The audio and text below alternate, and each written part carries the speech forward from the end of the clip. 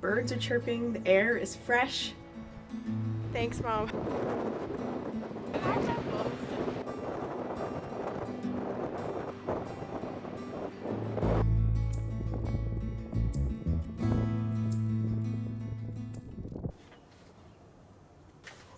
I think the cushion I'm sitting on is wet. That's all right. Okay. Good morning, everybody. It's a beautiful day.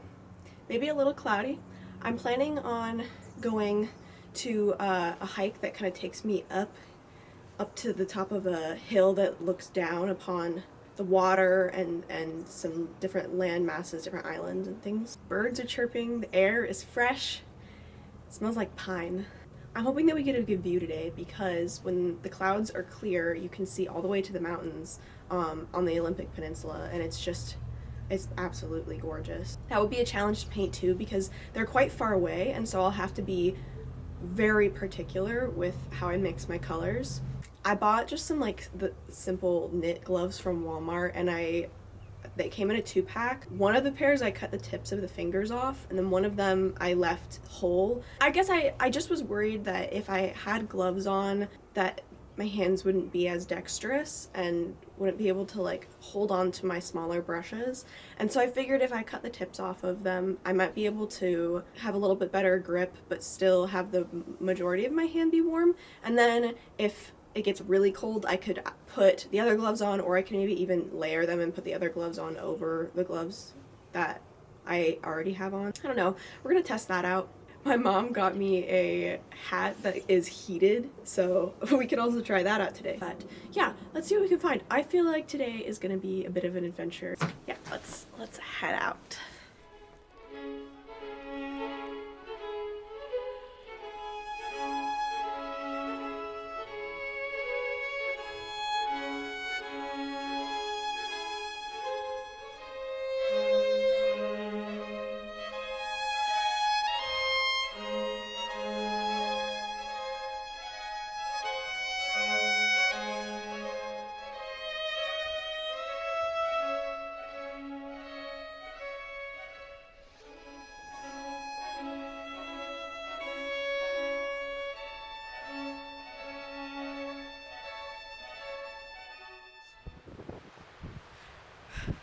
I think it's time to try on the heated hat.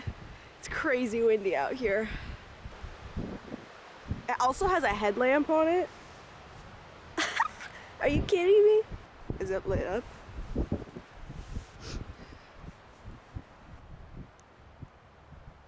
Thanks, Mom.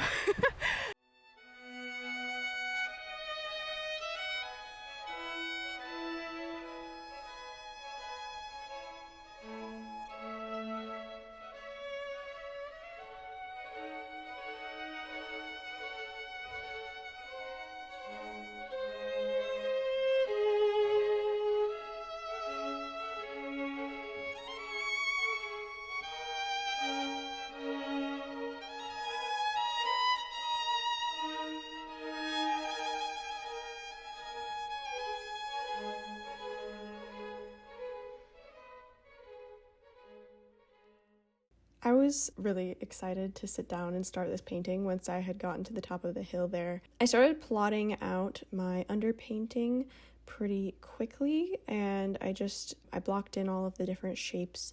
I do wish that I had maybe gone darker with my underpainting initially, because a lot of the colors that I end up blocking in during the color blocking process were quite a bit darker than the values that I was blocking in with my underpainting. So that's something I would probably do a little differently next time. But overall, I just wanted to get an idea of where everything was placed, make sure all the proportions were correct.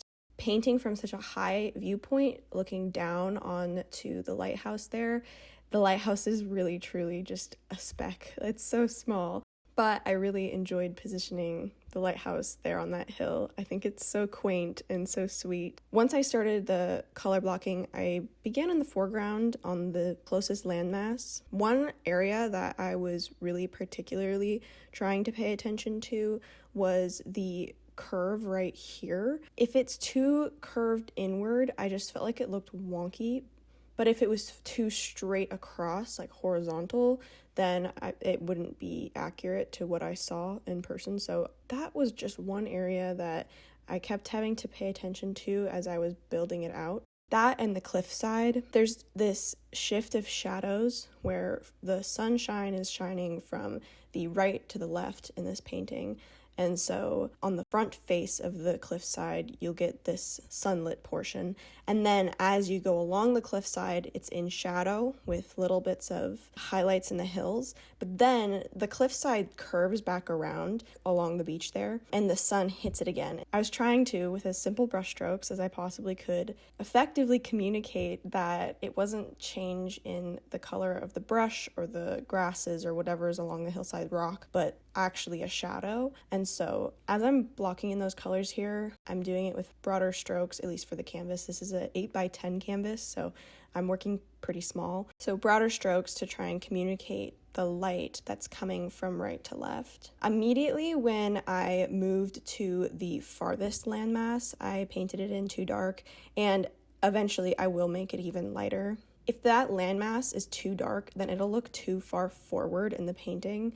And I do have some trouble with it later, and so I'll talk about that a little bit more when I get to it. Right about here, I actually really liked how the farthest mountains were blending into the sky, and there's definitely a part of me that wished I just had left it there. I think sometime it could be a good challenge for me when I'm painting to, if I see something that I like, stop and let it be, even if it's not 100% perfect, because I think that was a good example of a free brush stroke that I put in that I felt looked pretty good, like it was almost there, but my brain goes, oh, what else could I add to it? How can I just make that go a little bit farther, look a little bit more like what I'm seeing with my eye? And so then I'll try and tweak it, and then I end up doing something different because it interrupts the free flowing nature of the brush stroke that I had initially put in. And so some of the looseness and energy of the painting gets lost when you sacrifice those free brush strokes that do land well.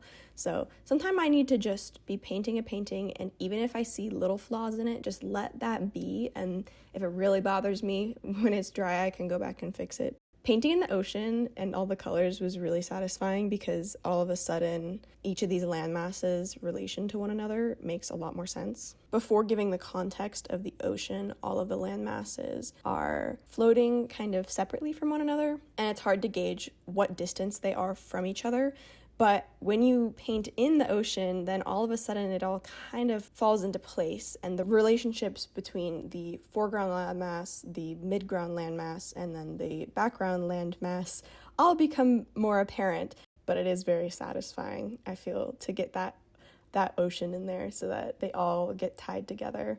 And I was very particular to leave out the parts that I knew were going to be the brightest white as I was painting in the ocean and the different like islands and stuff, because then I could go in after I finish everything with a white, and it wasn't pure white, it was like it will look pure white compared to everything else here, all the other colors relationship wise, but I did mix a little bit of yellow and a little bit of blue so that it kind of toned down a little bit. But that bright reflection color on the waves and on the lighthouse, I do add in later.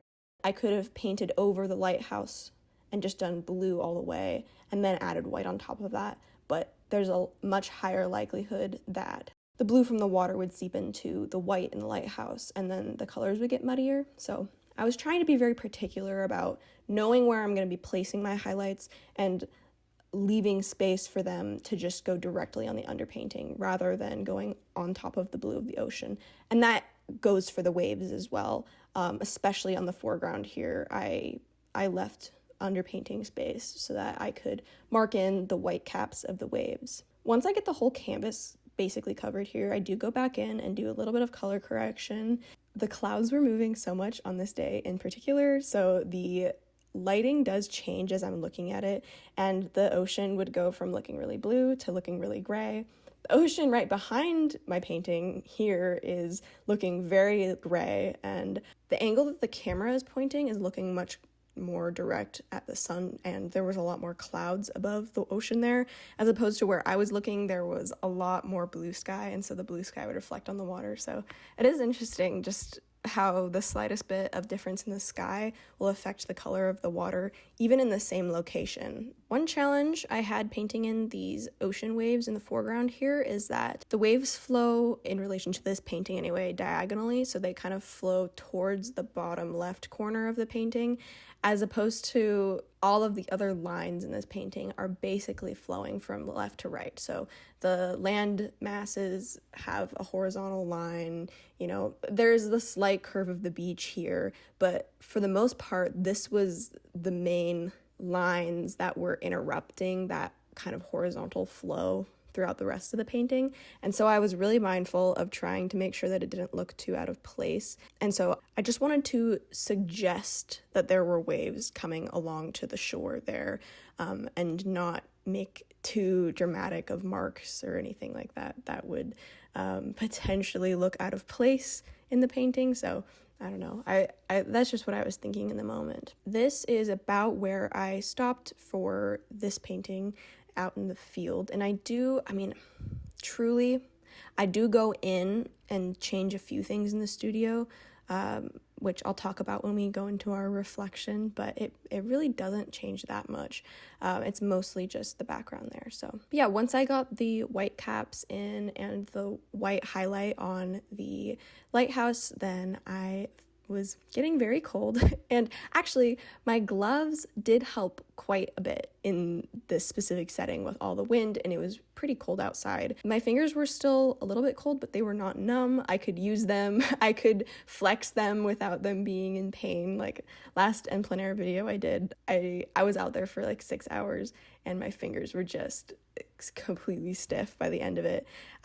So I was really grateful for the gloves this time around, and still by this point in the painting I was getting pretty chilly, and I didn't even notice it until I stood up. As I was sitting down this time, I stood up and all of a sudden I was like, whoa, I am achy and cold. Like I didn't even realize it. So anyway, around here I do decide to pack it up and go back to the studio.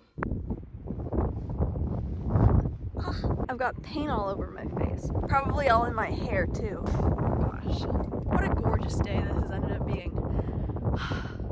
It's like sunshine. I mean, it's freezing cold. I'm so cold. My fingers are warmer with these gloves on, but it's still pretty chilly. My camera died, so I did that last bit on my phone, so I hope the quality's not too different. I don't think it'll be that bad. Gosh, but what a gorgeous day. I thought it was gonna rain today, and I mean, look at it, look at this. Like sunshine. I'm so cold, but it, you know, I'm just so grateful for the sun, and it's made this really beautiful, lighting on my subject over here. Let me show you.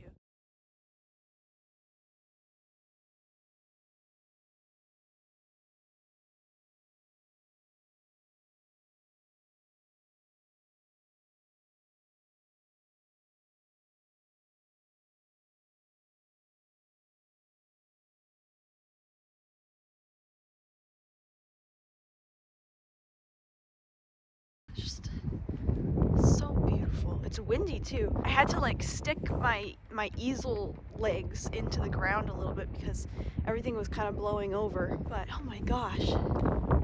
And there's been eagles soaring above, like just multiple of them. It's kind of, and it's beautiful, and they have this little like chortling noise that they make, that it's not the like classic like caw whatever, like the kind of screeching noise that eagles can make.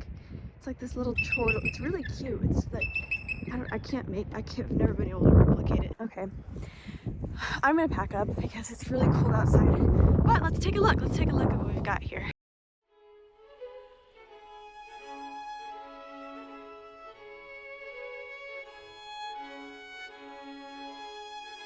I have paint like all over me. I've never been the cleanest in paint.